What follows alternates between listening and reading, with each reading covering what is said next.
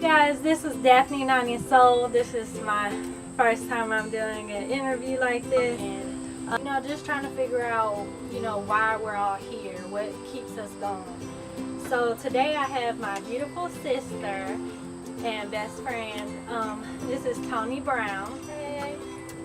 aka Drew, aka Lil Bitty. Oh, Okay. Let's Those stop are- right there. Yeah, I'll stop right there. Okay, I just wanted to start off introducing you. So, like, what do you like to do? Right now, I'm really into baking. I think I like the decorating part a little more than the actual baking, but definitely baking, cake decorating, cupcake decorating. That's basically it for now. Doing the baking thing. I also want to talk about why she's so important to me and why I actually wanted to interview her, which is because I just love you. I don't know why. I just love you. You don't know why. Well, like, with her being my younger sister and us growing up, and we lived in a household for our whole life together. So, we like dealt with each other, basic Good sister, and bad. yeah, basic sister family, situation. But it was also something that about her personality that kind of just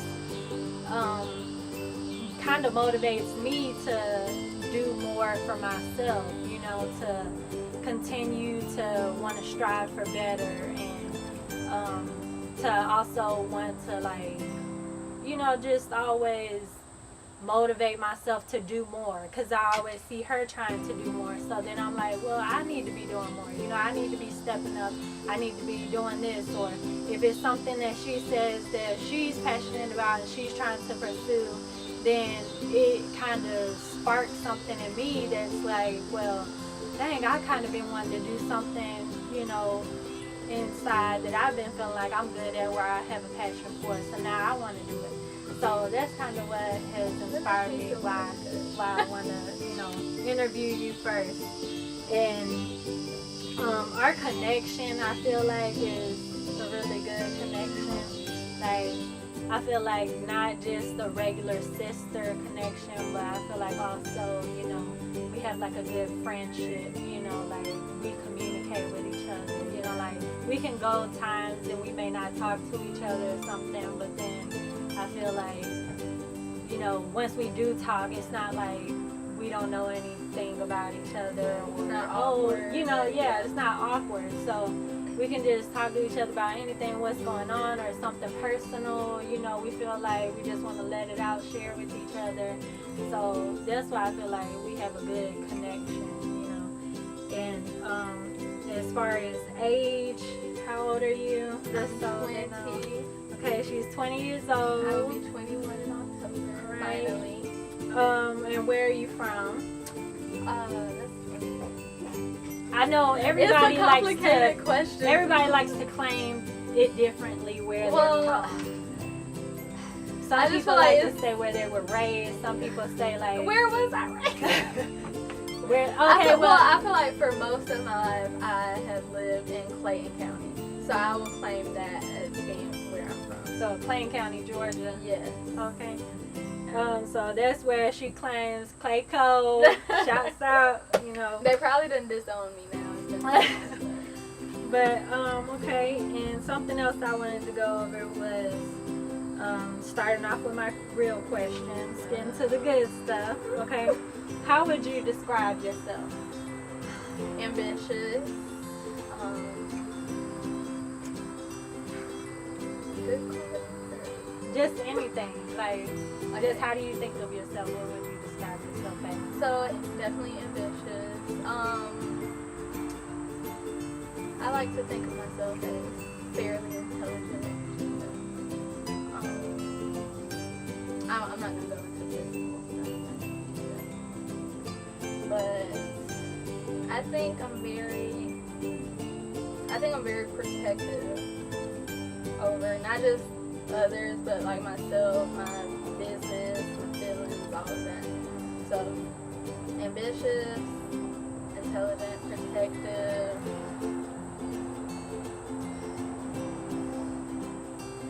stubborn. And not just in a bad way, but I'm kind of like you tell me I can't do something, I'm like, whatever, I can do it. You know, I'm kind of hard-headed in that sense, I guess. In which that can be good and bad. Yeah, I guess it kind of goes along with ambition, you know, too. But I'll say that. The last one probably figure out.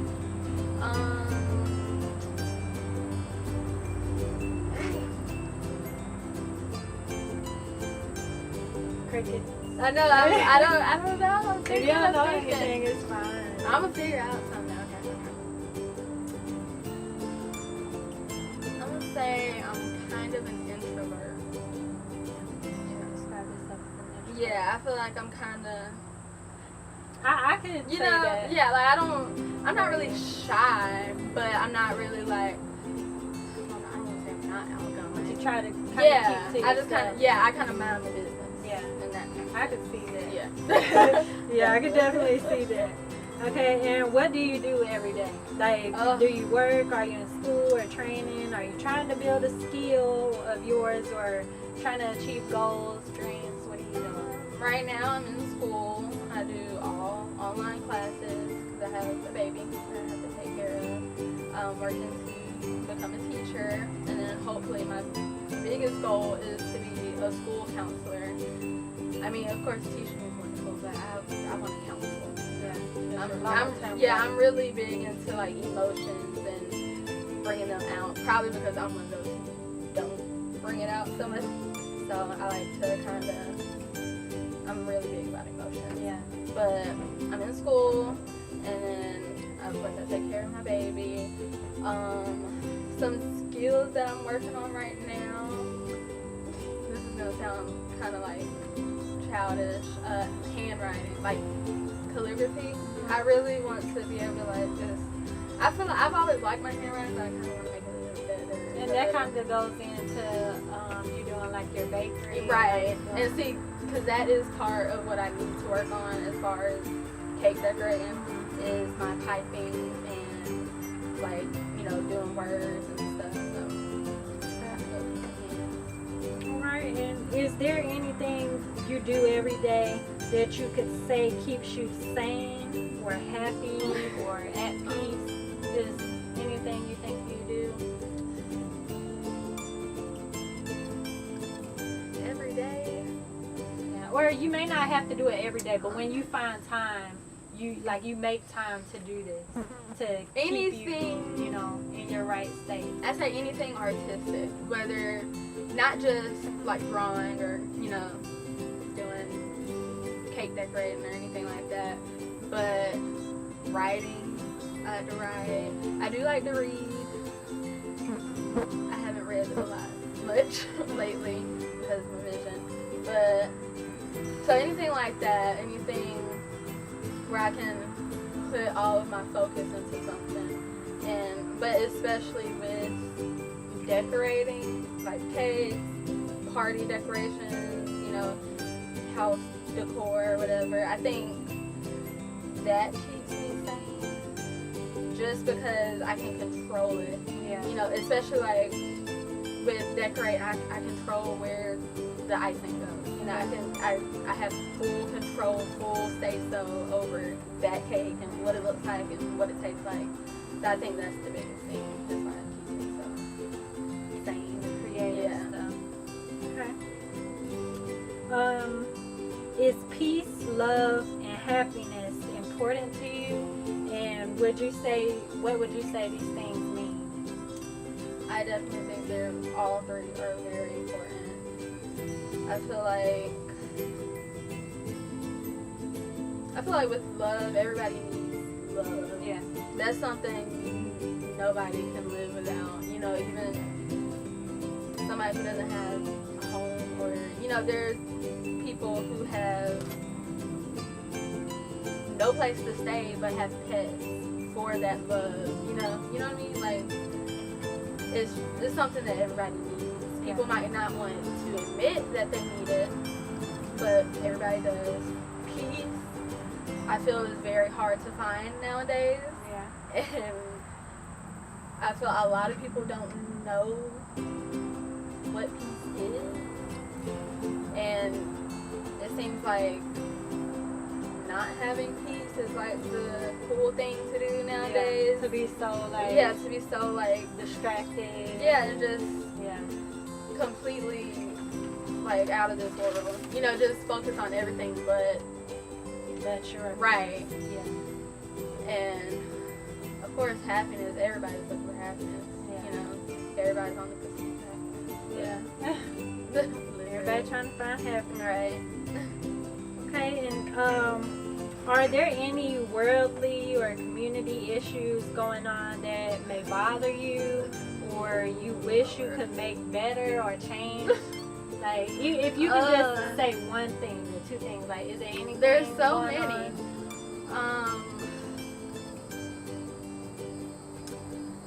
Right now, I feel like sexual assault is a really, or you know what,